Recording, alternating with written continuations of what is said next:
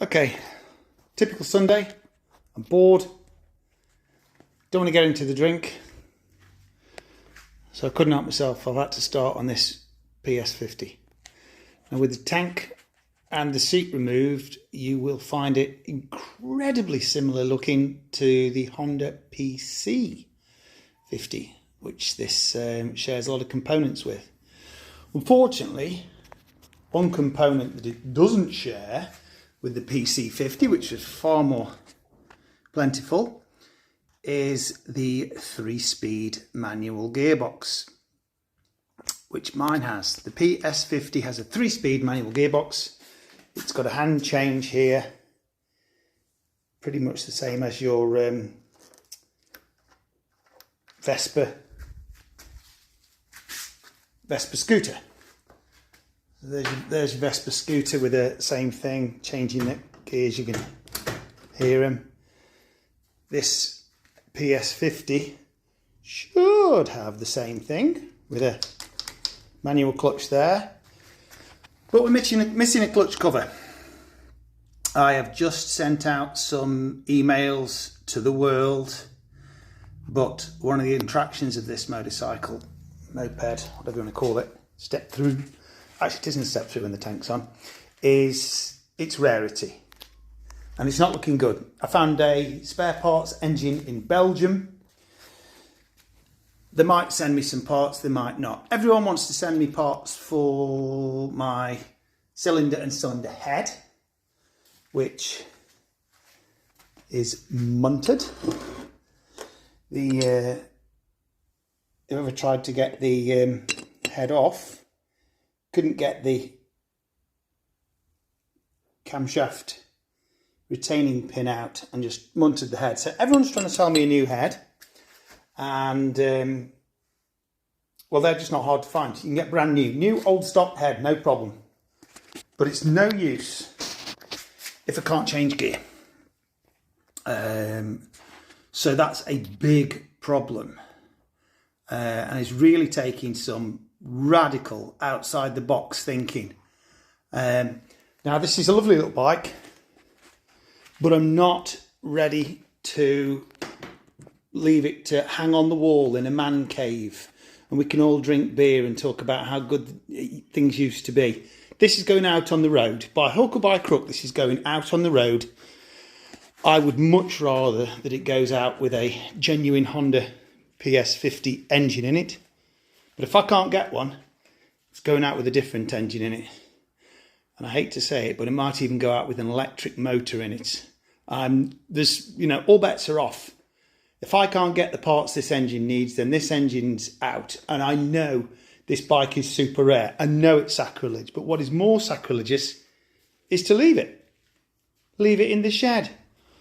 Or put it on a wall. We can have a drink and, like I say, talk about how good things used to be. That's not happening. That's not an option. This will get going again as well as I can possibly do it. And one of the options is also the Honda GXH50 whippersnipper or brush cutter or strimmer power engine, depending on which country you're in. This could get a brush cutter motor in it and become basically a motorised bicycle. That's all a moped is anyway. The only problem with that is that they don't have gears. I can possibly get a CVT gearbox, which is constantly variable transmission. It should be infinitely variable transmission, or obviously it's actually within a range. It's a stupid name because it isn't constantly variable. If there are no other variables, if nothing changes, you're doing the same speed on a flat road, it doesn't change gear. So it's not constantly varying. But that aside, anyway, it varies if you need to, basically. And it's a lovely transmission, the CVT is. There's a bit of friction loss. It's basically one of those belts with the conical, with the cones, and it is based on centripetal effect that widens or narrows the cones and forces a V-belt into a tighter or a larger radius to change the gear. They're okay, but the friction losses are quite high. So I'm still, I've got to wait till the emails come back in. So what I can do, like I say, to keep me off the beer and keep me from going insane, or any more insane than I currently am, is I decided to have a look at the fuel tank. Cleaning vinegar. Somewhere down this cleaning vinegar, let me read it off camera so I don't see my eyesight. Oh, I'm so old. Anyway, somewhere on there it says rust remover, and it works. I used rust remover on my Z900, which I hadn't moved for 30 years. This is the inside or underneath of a Z900 1976 fuel tank. That was crusty as hell. I put the vinegar in that for about 2 or 3 weeks, and it came out fine. And then I cut the bottom out of it so that we can make a complete gas tank that will go inside that fiberglass cover for my Z900 cafe racer, though it's a bit more than a cafe racer. So I'm going to do the same with this anyway. Now I'm going to switch the camera off because I'm going to try and put the light. I'm going to put the light. I'm filming this on the phone, so I'm going to switch the light on. Oh, actually, I don't need to stop it. There we go. But I don't think you're going to be able to see anything, or not a heck of a lot. Oh, there we go. You can see something, but it's crusty, and I should have an endoscope, I reckon, to look inside there. Now, it's struggling to focus, obviously, but you can see that it's pretty darn crusty. I'm going to turn that light off now. Okay, but I'm going to knock on it because you'll see here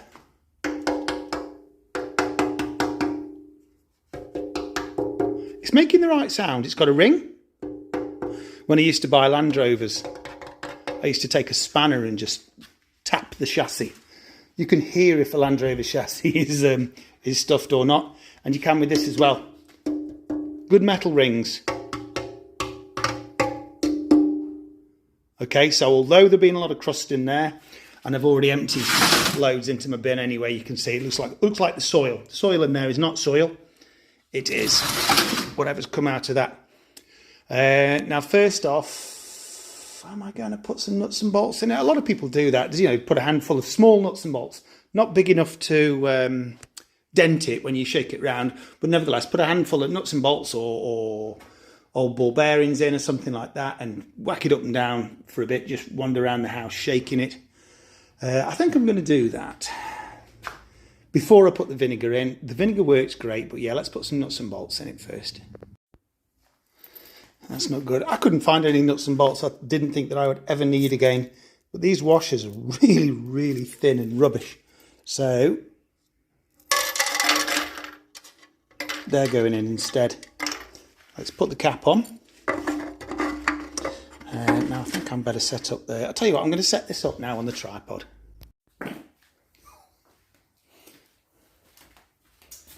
Okay. So, quite simply,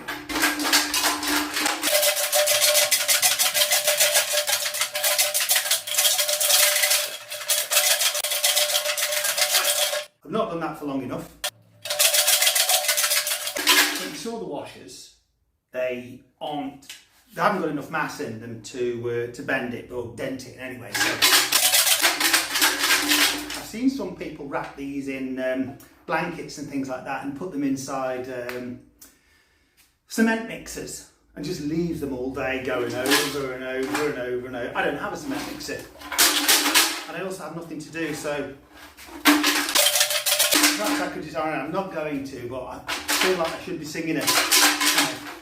You like pina colada, or something like that. Now I'm going to chuck some of these out. Oh, there we go. I'll just do it on top of this rag because I'm going to put them back in. I'm just doing this to show you, hopefully, that a lot of crap comes out. Not that it's done. There we go. So it's not finished, far from finished. I've done that for 2 seconds.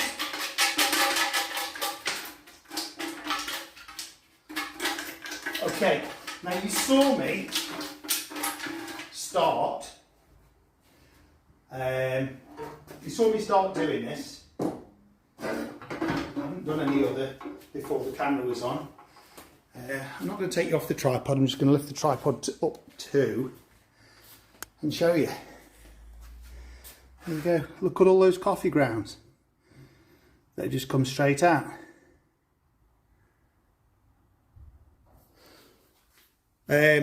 So I'm just doing this really, not because I'm tight, but it will save on vinegar. So I'm going to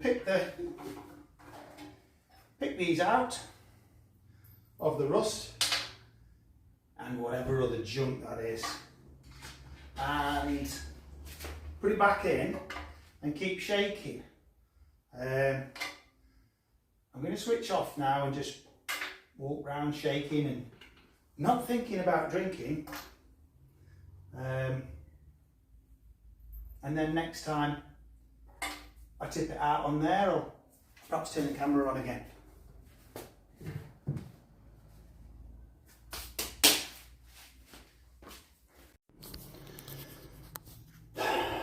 Okay, I was going to see if I can have a look inside to see if it looks any better, but I don't think there's an awful lot to be seen. Yeah, it probably doesn't look a heck of a lot different.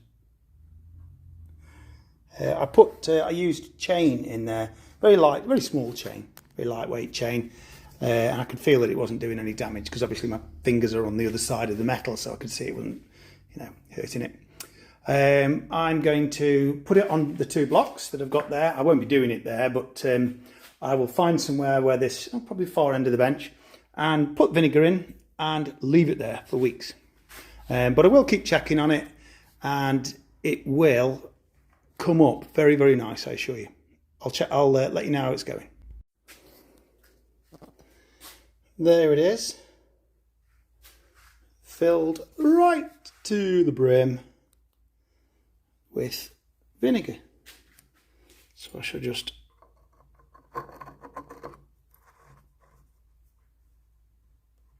put the old cap on.